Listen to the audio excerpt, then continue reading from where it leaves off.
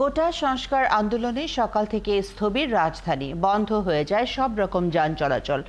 আটকে পড়েন কমলাপুর থেকে ছেড়ে আসা সবগুলো ট্রেনের যাত্রীরা।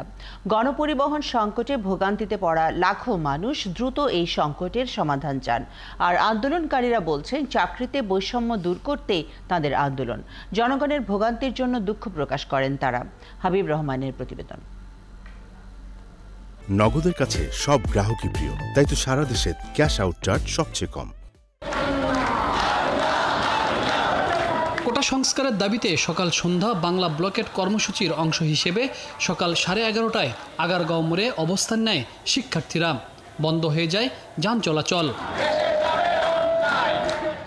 একই সময় শাহবাগ, কাউরান বাজার, ফার্মগেট, সায়েন্স ল্যাব সহ রাজধানীর সবকটি পয়েন্ট বন্ধ করে দেয় আন্দোলনকারীরা।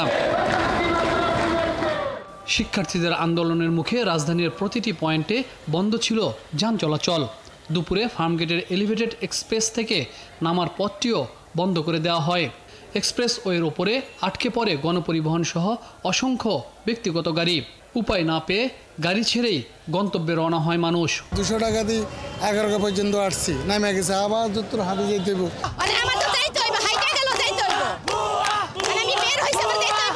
এদিকে শিক্ষার্থীদের এই আন্দোলনের কারণে রাজধানী জুড়ে ছিল গণপরিবহন সংকট।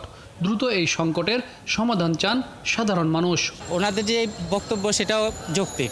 ওনাদের গভর্নমেন্টের ইস্যু হচ্ছেন, গভর্নমেন্ট এটাকে তাড়াতাড়ি সলভ করে দিলে সবার জন্য ভালো। ওনাদের বলতে আমরাও আছে, এই যে কোটাটা করেছে এটা অতিরিক্ত হয়ে গেছে।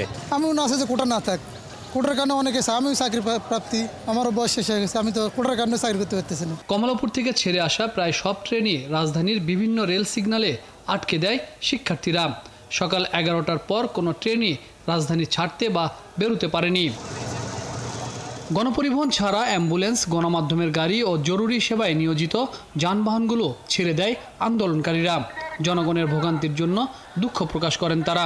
আন্দোলন মানুষের যে সাময়িক ভোগান্তি হচ্ছে, এজন্য আমরা দুঃখিত। আমরা তাদেরকে বলতে চাই, রাষ্ট্রের বৈষম্য নিরসনের কাজ চলছে, সাময়িক অসুবিধার জন্য আমরা দুঃখিত। সকাল থেকে রাজধানীতে গণপরিবহন বন্ধ থাকায় মেট্রো রেলে তৈরি হয় দীর্ঘ চাপ। মেট্রোর প্রতিটি স্টেশনেই ছিল যাত্রীদের উপচে পড়া ভিড়। হাবিব রহমান, 71, ঢাকা।